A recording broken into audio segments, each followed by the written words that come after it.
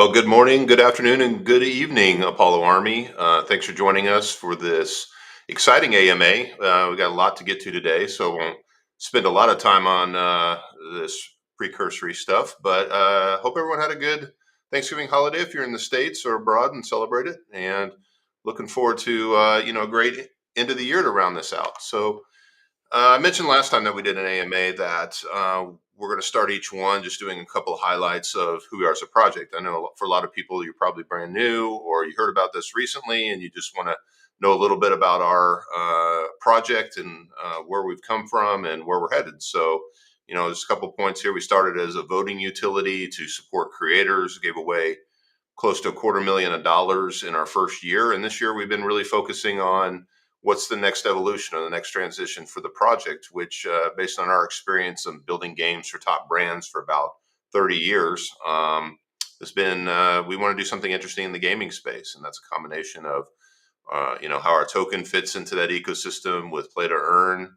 with content and data ownership, with an NFT strategy, and doing just a lot of cool things to kind of reimagine how gaming will work as it benefits the gamer, not only the publishers and the developers. So that's kind of our first base camp of all of this that we've been working on. And then, we talk a lot about, if you go back and watch some of our older AMAs, we talk a lot about how that will evolve into a SDK or a software development kit where other content producers can leverage our ecosystem and create new games and have a great flywheel that kind of feeds itself is the ultimate goal to value and benefit our holders. So a lot to go into there. I encourage you to watch any of the AMAs we've done this year so far. A lot of great information in there, and stop in our Telegram and join our Telegram if you haven't already, because there's ongoing live conversations about everything that we're doing there. So who are we? Our team, kind of core team, as we'll talk about in a little bit. We have an extended team, which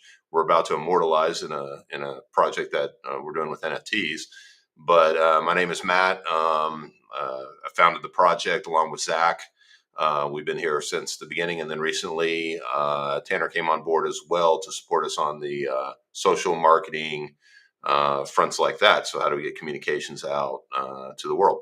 So this team has been working together for the last several months to figure out, what's the best bridge to getting to our Moonbase or our gaming project, and how do we want to kind of present that and talk about that as we get closer and closer to that date. So today's agenda, we want to touch first of all on a DAO vote that we recently concluded. So for 2 weeks, a proposal for migrating the actual token contract to something that's more relevant to the meta of today, I guess you would say. We started this during the Inu meta, and it was based on my dog. So we kind of went with the Inu route, quickly evolved it away from meme more into utility, rebranded everything. And then I think now we're at this new evolution where we really need the contract to work well with our gaming ecosystem and to be attractive to new holders.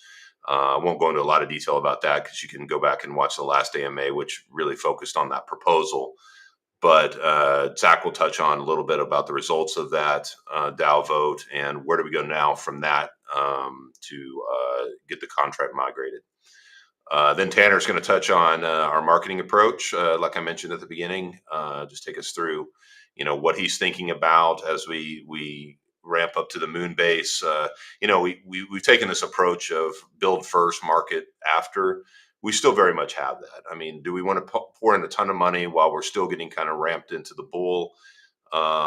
Spending it on things that really we've experimented with or experienced that just have little legs but cost a lot of money. We just don't want to waste any of our personal funds or waste any of the DAO's funds doing that kind of stuff. We want to be very strategic on our timing to make sure that we have a big hit when we have the utility that comes out. But Tanner will touch on that.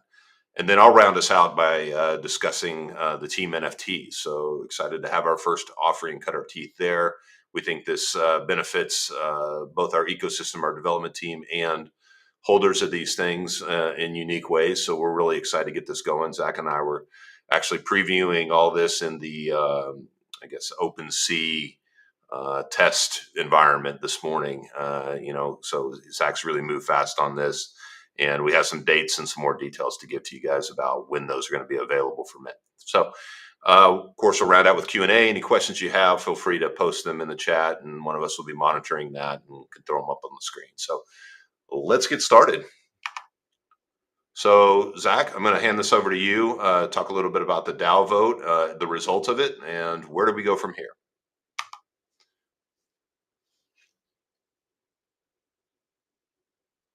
Should probably unmute myself. All right, so we got a overwhelming support in our DAO vote.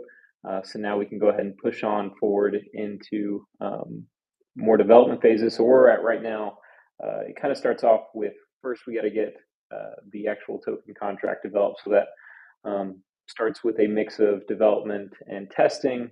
And in the first stage, what we like to do is we run our own blockchain locally. And so from there, we'll set up unit tests. So unit tests are isolated within the contract. So when you want the contract to do a certain thing, does it do that thing correctly? And are there any errors?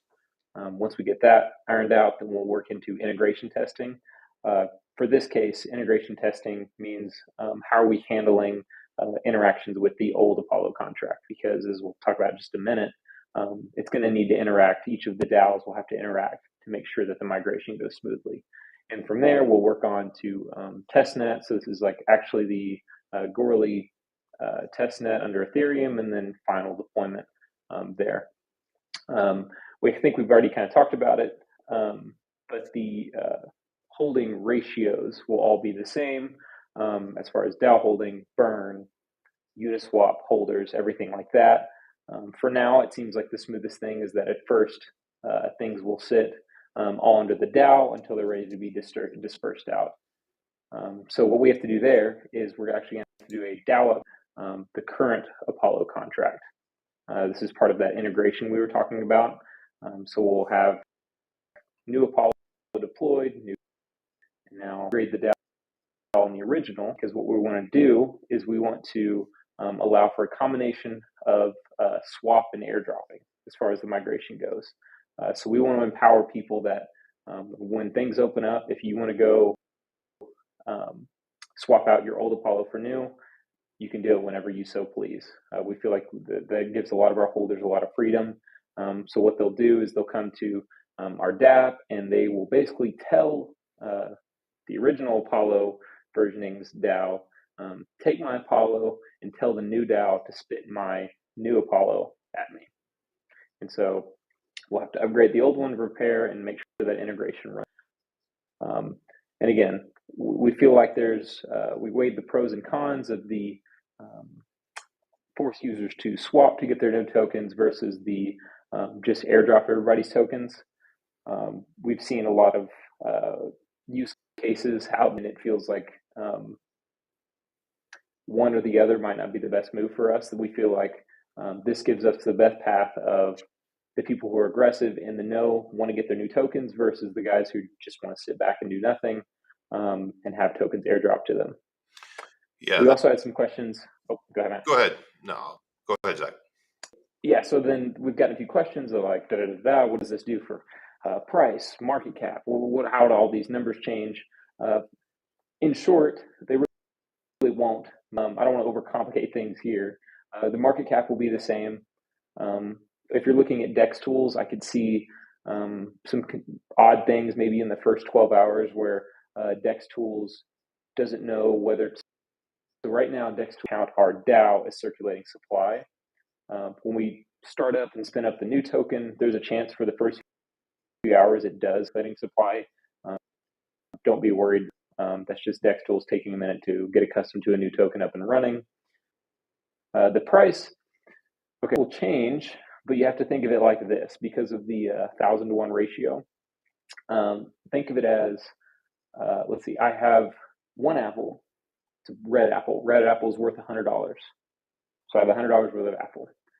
Or I could have 100 green apples that are either way of $100 worth of apples is kind of the way you think of this. So the price will be more, but the amount of tokens everyone, including the DAO and everything else, holds is less. So the actual value each individual wallet, each individual DAO, blah, blah, blah, the total value is still the exact same.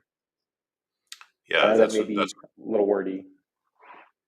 Yeah, no, that's a great point, and you hit it. It's just think of it in terms of value. Now, we talked a couple weeks back that the reason that we're doing this one for 10 for 100, I can't remember exactly, 1,001. one for 1,000. So we just want to create a lower number in general in terms of that. It just looks more attractive from the outside when you're talking about a higher price, even though everyone here's value will stay the same, and that's kind of in line with where a lot of tokens are. No one's doing the trillion supply tokens anymore. They're usually doing a billion and under from everything that we've been seeing releasing over the last 6 months or so. But just to hit on a couple of the other points, like, yeah, really just a DAO upgrade that's behind the scenes. A lot of what Zach's talking about here, there's a lot of technical work, but it really doesn't affect anyone. You don't really have to do anything until we get to the point where it's time to swap and we migrate over our liquidity. We pair it with this new contract. We launch that contract.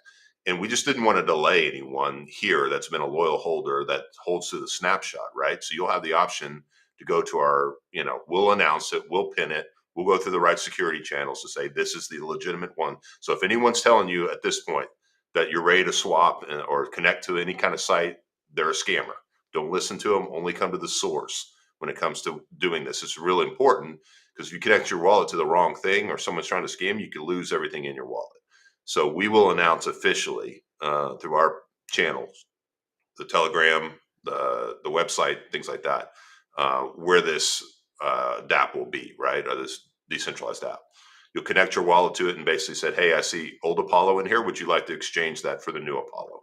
And then you'll get that. But one important distinction in all that is we're going to leverage the swap mechanism to also pay out the bonuses that we're talking about giving for the DAO if you hold between now and the snapshot or the time that we release the new token. So if you want to get that bonus, you're going to have to use that swap. Now you could choose to use that on day one as soon as we launch if you want to get into it and just see your new tokens there, or you can wait a month and swap it then. There will be a timeline associated with how long we're going to leave the swap open for security reasons. But like Zach said, if we get to the point where someone hasn't swapped, we want to make them whole and want to move on, we'll do airdrops, but the airdrops will not include those bonuses.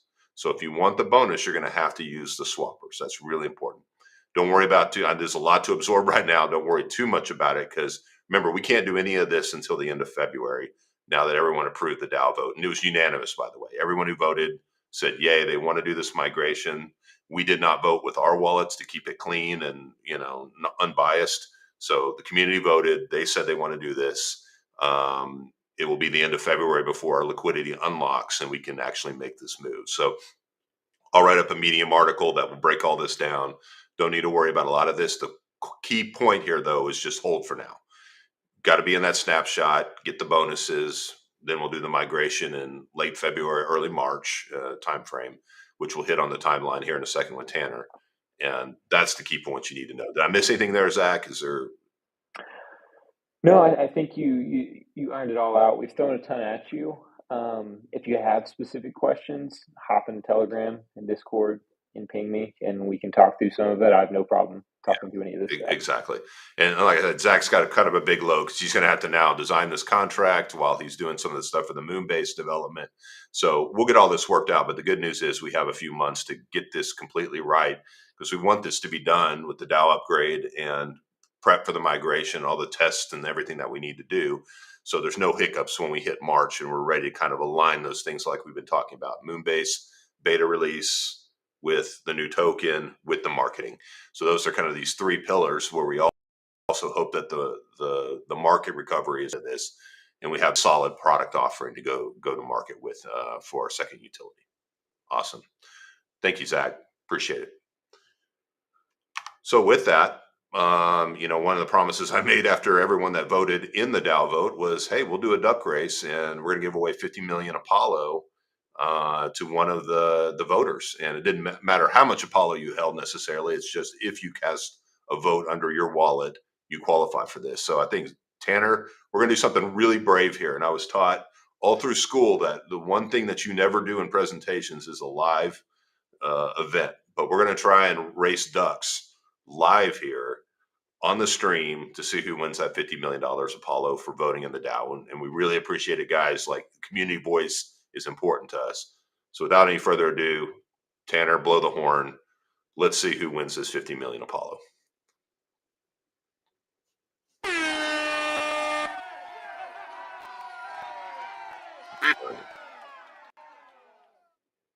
Looks like the purple duck, 199A. It's pulling forward.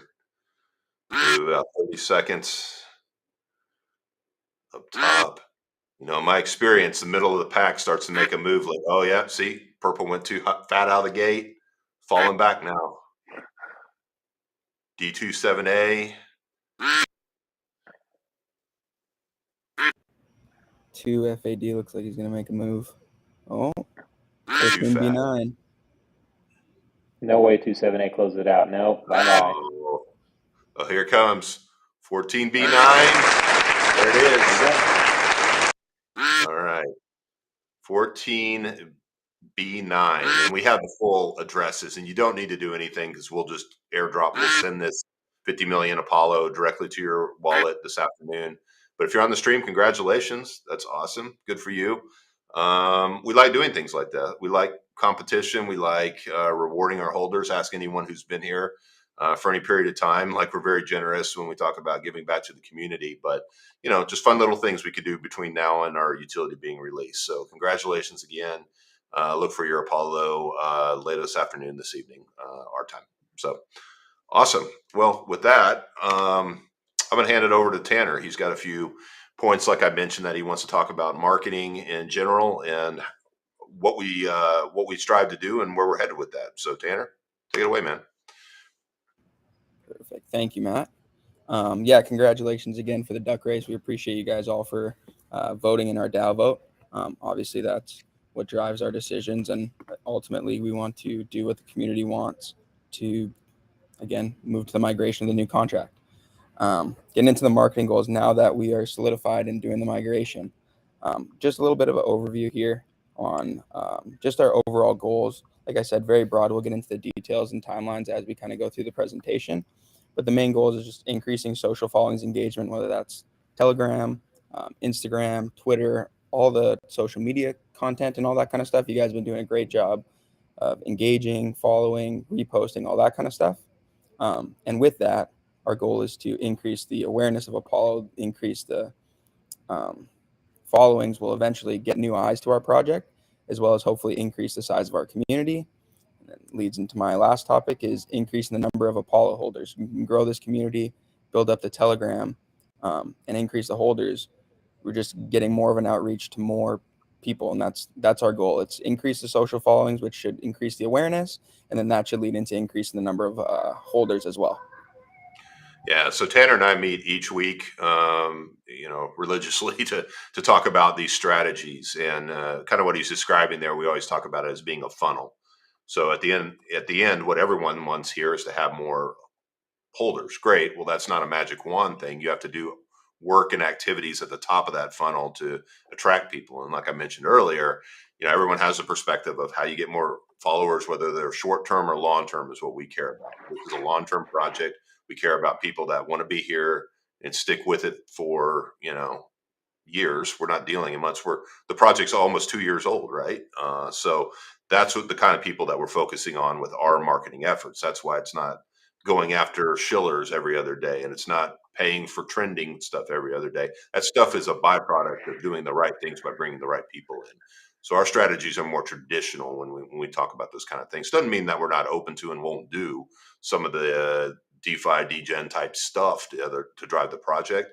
But primarily what we're building here is a business up and above a quick turn token. So I think it's really important to reiterate, like Tanner's done, these pillars of what we stand for on the marketing front. Perfect. Thank you again, Matt. So now Sure. just getting over a brief timeline. You guys who may have looked at or seen the last AMA may recognize this kind of timeline. But now that, like I said, we're solidified with the migration, we can kind of start mapping out what marketing is going to look like with the updates on the development side, right? They complement each other. We can't market something that isn't developed yet, and then once it's developed, we want to make sure we market it. So they kind of go hand in hand with updates. Going through into the new year, into March, which is when our target date is for the early access beta. That's going to be huge. Obviously, we've talked about this before, is we don't want to be shooting out marketing dollars or pushing somebody in something in marketing that the market's not right, or maybe the game isn't quite all the bugs haven't been fixed through alpha and beta yet. We want to make sure that not only are we going to be pushing it, we want to make sure we push it at the right time and using the right tools to do so. So this is just a brief overview of the timelines. We'll look at the timeline a little bit more in depth as we go through this presentation as well. So getting into that, going into November, December. So this was this past month and leading into the end of the year here. The biggest thing we've been doing is competitions, keeping the community engaged the best we can. Obviously, the game is getting into its alpha phase here, so we can't have anything in the game yet.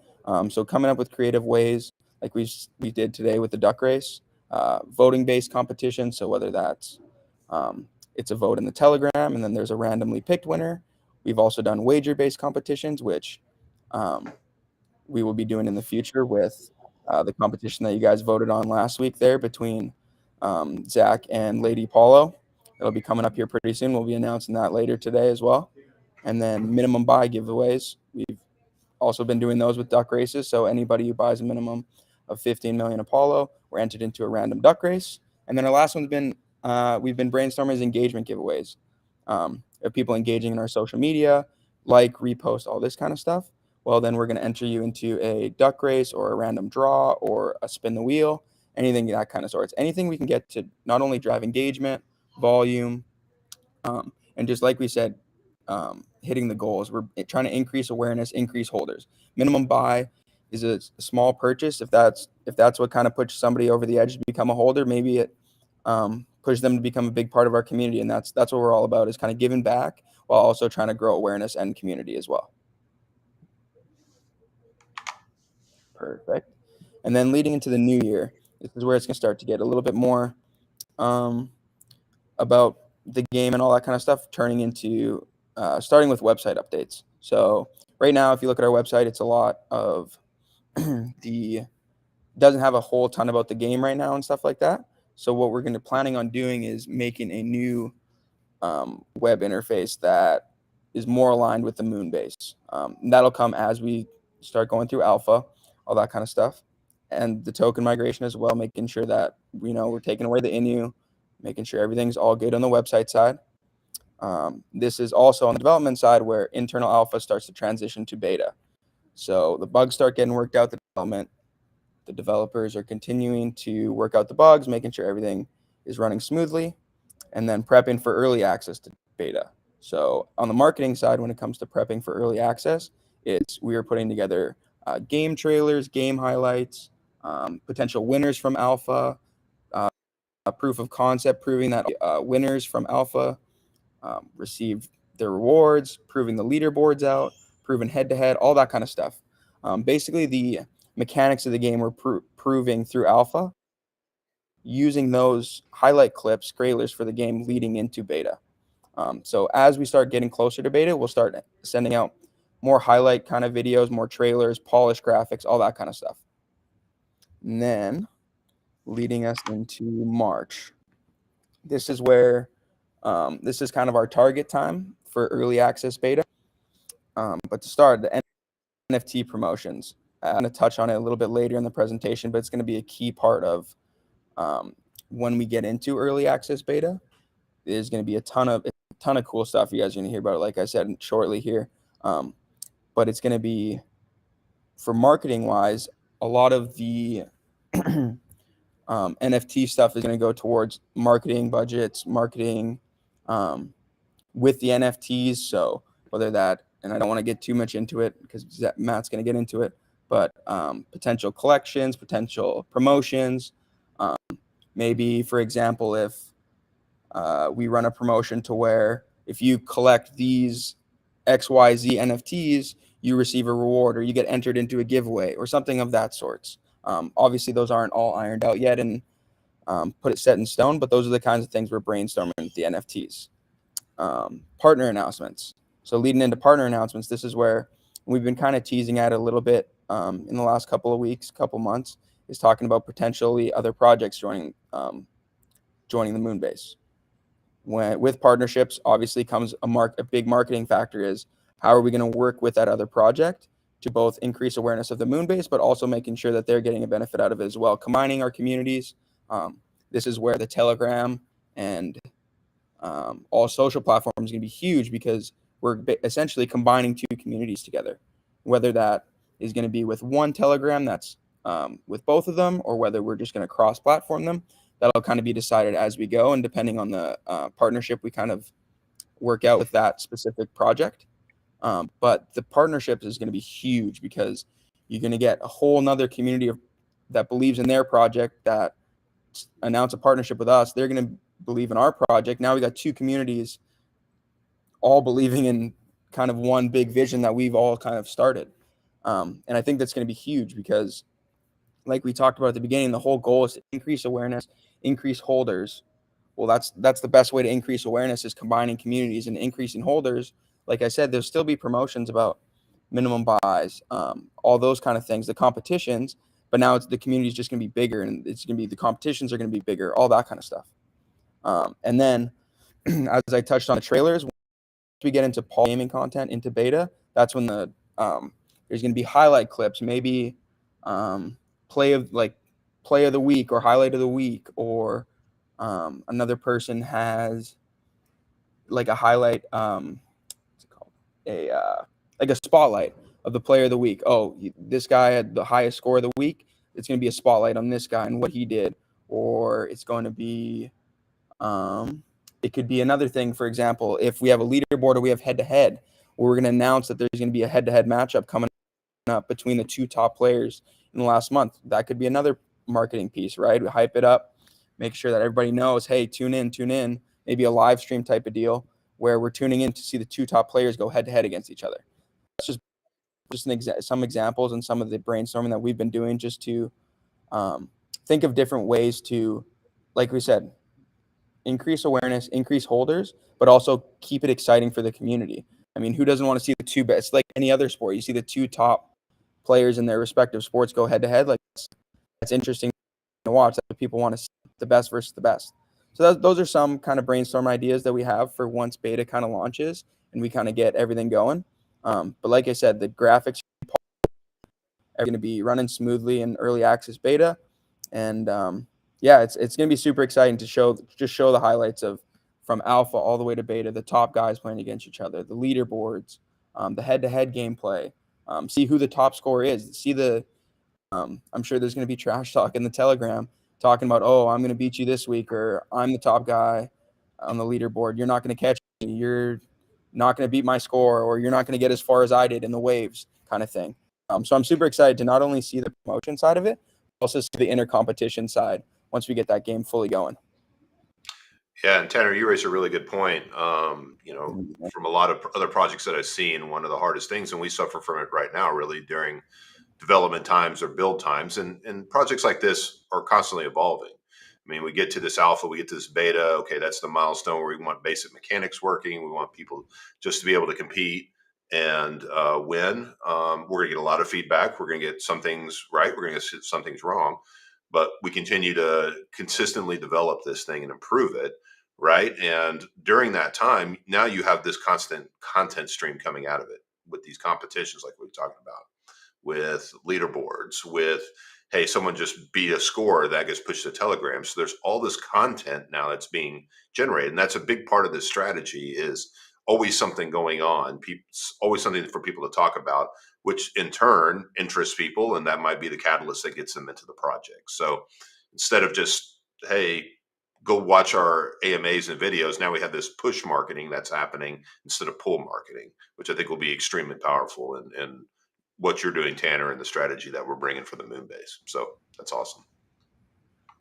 Yes, exactly. And just touch on that quick before we get to the next thing too. It's one of those things. It's a little bit of FOMO almost. Like, what we're going to make sure to do is be able to post those leaderboards, post those top scores, post the top players in the community. Everybody sees it. It's just like, you see, oh, this guy got this score, and maybe you haven't tried that specific game, or you haven't engaged in that kind of game, and you're like, oh, this guy did this. Oh, I can do way better than that. It just drives that inner competition of, oh, I can get a higher score. I can last longer in the game. I can loot more. I can find more Apollo. I can find more Easter eggs, whatever the case may be. I mean, it's just that human nature of competition. And if you've been in the Telegram for the last couple weeks, couple months, you can see like there's a little bit of smack talking going back and forth, whether that's something as simple as about just like your favorite football team. But now we're doing actual engaging um, in the game where it's like, all right, well, I can just get on and play and try to beat that score. I think that's going to be super valuable as we start getting closer to February and March. Yeah, absolutely. Well, I'm gonna go ahead and throw one comment up here that we had. So Corey saying cross community engagement is fire. I Yeah, you got it, man. Like exactly. Like this is the idea of like partly why we're doing this NFT test, and then the larger NFT mint that we talked about in March timeframe, or after we get the beta kind of on the rails, is the idea of we need access points for these other communities to come in and leverage our platform as the same kind of engagement tools that we're doing with ours, but all gated by Apollo and all benefiting the Apollo ecosystem, whether they're purchasing NFTs or the community selling their NFTs and has to give us a tithe for that kind of stuff. That's the monetary strategy here. It's just everyone leveraging our platform with access through either non-fungible or fungible tokens, but all routing through Apollo. So when you talk about scaling this out and seeing the big picture, it's the idea of like it's a platform that all these people can participate in multiple different ways, whether you're another community or whether you're a game maker. And I'm looking down the base camp line here, but it's the idea of like everybody participate, everybody goes through Apollo. So awesome stuff. All right, on the note of NFTs, let's get Corey off the screen here. On the note of NFTs, I'm excited to give some more details about something we've been talking about the last couple of weeks, and this is kind of this. I don't remember, Zach, where we were just sitting around thinking, man, it would be really nice if we cut our teeth before we got to our big mint for avatars, right? What kind of fun thing could we do to support Tanner and some of the competition-based stuff that he's been coming up with? And we're like, man, Zach, I think you might have even said like, well, let's get going on the NFTs. That's kind of the spirit that we dove into the original contracts for the token, just to see if we could figure out how to do it immediately. And I'm pretty impressed with the speed of the progress and how it's kind of wrapped, around these strategies for competition. But want to get some details today on this. So we talked about team NFTs, what they are these fun representations of everybody that's kind of core to the team and ancillary to the team, even some people in the community that we value their contribution. The OG Apollo dog, he's part of the characters here, but they're done in an RPG fun style. You probably seen them in the Telegram. We've done lots of posts on them, but these are really meant to serve a couple of purposes. So number one is, we want these to provide access to a better leaderboard within the Moonbase when it's ready. So if you hold one of these NFTs or multiple of these NFTs in your wallet, you'll be able to access and compete on a leaderboard that is paid more into by the DAO than your standard leaderboards that we'll have. So it's a benefit to hold one of these because you'll win more by competing on these particular leaderboards for NFT holders, right? So we thought that was one benefit.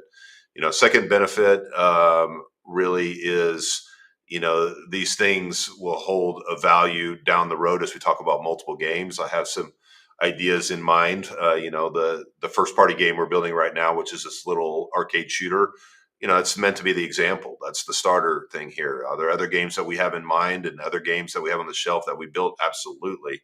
And I think these would be, fun characters to hold as heroes within those games. So not promising anything on that front yet, but it's great. Third benefit, hey, if you just want the NFT for the idea of I can win something, we're going to make available for mint out of the total about 356 of all NFTs, which we've come to, that being a good number for the collection that we want to offer, that 36 of them will be what we call rare. And what that means is, like, for example, Apollo the dog, or King Apollo, if you randomly mint him, then there's like I think a 3x reward in what you paid that will be paid back to you in Apollo. We're still working out some of the finer details about how much we want to do with them because we bumped the supply up a little bit for that. We want to make them available for mint, but there's only going to be like 6 of them in that 356. So you roll one of those, it's going to have a lot of value, both in, Apollo back that you'll get as a winner, and some stuff that we want to do for bonuses and multipliers in the game. And you just will look cool as hell because you'll have a very rare NFT that supports the community. Because that's really the last benefit is like these will be sold in ETH. We're targeting a zero point 0.1 ETH each price for when you go to mint. We wanted to make it approachable. We asked several people in our community and that we're close to what their thoughts are. And they said that was a good range to kind of be fair for the user. Plus you're giving utility value to it. Plus you have giveaways associated with it. That makes it approachable. But that ETH then will go 70% of it to help support the marketing efforts, like Tanner said, helping pay the team, some compensation on certain fronts, and keep this thing churning towards the finish line, which is delivering that beta. 30% of it we'll use for buybacks and contributions to the DAO. So there's a benefit, a fifth benefit, I guess, in there is like it helps with price appreciation because all those sales that we'll collect at a certain interval will go to buying back tokens as well. So how does this work? Well, we'll have another DApp, just like the Swapper DApp we talked about a minute ago, that we're targeting to release on December 18th. So it's really right around the corner. We'll have an AMA associated with that, announce it, take you through how it all works. Zach's already well into this effort right now, and you'll be able to mint. You won't know what you mint. That's part of the fun in this. But you'll get one of the 356, and if it's an Apollo or if it's an MJ Metaverse or Apollo TED, there's financial reward to those. All the other ones have all the other benefits that I mentioned, and several of them will be like what we call series. So that's the rarity. So like for Tanners, there may be 50 Tanners NFTs within the mint collection or within the NFT collection. So if you get multiple Tanners, there will be a differentiator in there because there'll be a series number. So there's Apollo 1 or Tanner 1 and there's Tanner 50 and everything in between. So we can do things with one, which will be more valuable the lower the number is in the series. So even if you hold two of the same, it doesn't mean that they have the same worth and value long term for what we plan on doing with them. The series number comes into play. So I'm sure there's going to be lots of questions about this. I'm going to update the Medium article that I first wrote a couple weeks ago about this to kind of reflect some of this detail now and the changes, and happy to answer anything in the Q&A for that. But excited to get these things out there. Will we sell 10? Will we sell 100 of them? I don't know. This is new territory for us, but I'm glad we're doing it now prior to the big mints that we're talking about doing for avatars and how they deeply integrate into this. This is kind of that first mover thing. This is for the people that want to, be a part of things and have been a part of things. And we're going to give some of them away. So we've held back 3 of each to do contests and promotions with. One of them will go to the team member that they represent, of course, but 2 of them of each will be spun on a wheel through various competitions, including this upcoming head-to-head versus that Tanner mentioned, Lady Apollo versus Apollo TED. We're going to go as a team for our Christmas event. We're going to go foaling on December 8th. So those 2 will match up in a foaling competition, and you'll be able to bet, like you did on my poor free throws, what results there will be of that. And then the winner of that will spin the wheel. They could win one of the highest rarity, which is the Apollo NFT, or they could win just one of the standard ones. I mean, that's the spin of the wheel. But we're going to have many NFTs that we can give away then. So it's not all about people minting them and buying them. We'll have some for rewards to the community. That was important for us to hold some back for that. But all the rest will be available for mint, as I mentioned. Anything I'm missing there, guys, that I hit all the key points about the team NFTs? Yeah, and it just helps us out. I mean, this helps us. There is one more thing. Actually, we talked about it this morning. So we had an audible, Zach and I. It's like this is going to be the gateway into that for that early access beta. What does early access mean? You have to have access with the key. What is the key? We're going to make it these NFTs. We're also working out something that's going to correlate between the Golden POAP holders, which are the people that voted in all the contests before. So stay tuned for that. But I think there's a great way to say, hey, if you're with us, you want to collect all these, maybe get a set of them or whatever, that's going to get you early access and benefit into the Moonbase. So I think that's about 5 or 6 benefits, and most monkey-based NFTs I see out there that cost a ton of money, I don't really think they have any benefits. So I'm pretty pleased at the value that we're offering for our first attempt at this. So awesome. I'm excited. I'm going to mint several. I hope I get a Corey Jenkins. That's an awesome NFT to own right there, guys. Cool. So if you guys don't have anything else, let's just move on to our Q&A session.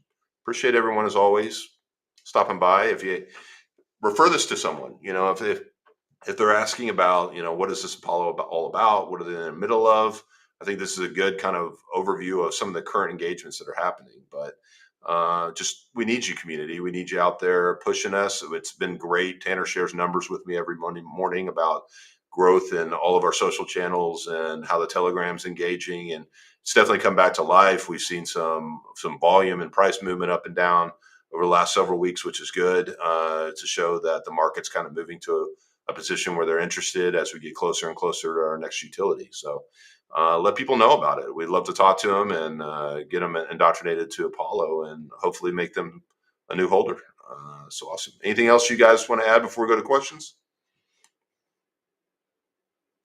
All good? All right. So I'm going to start throwing up a couple here. So we got a question coming in here from McMooster. Okay.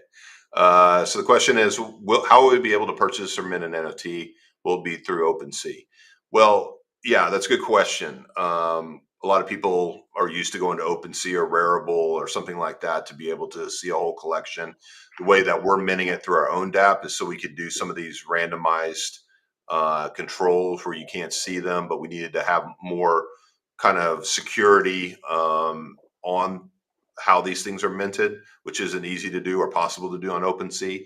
So it'll start by going to our official DApp, and just like the swapper, like be sure to wait for us to tell you on that AMA, here's the official link, here's where to go, and we'll step you through everything that deals with swapping. But you'll basically connect your wallet, say I want to mint, it'll pay in ETH, and it'll roll and say, hey, you got number 200, and then 200 will be revealed. You'll see your NFT in your wallet, you would pay for it, and then, correct me if I'm wrong, Zach, it'll show on OpenSea then as part of our collection once it's minted.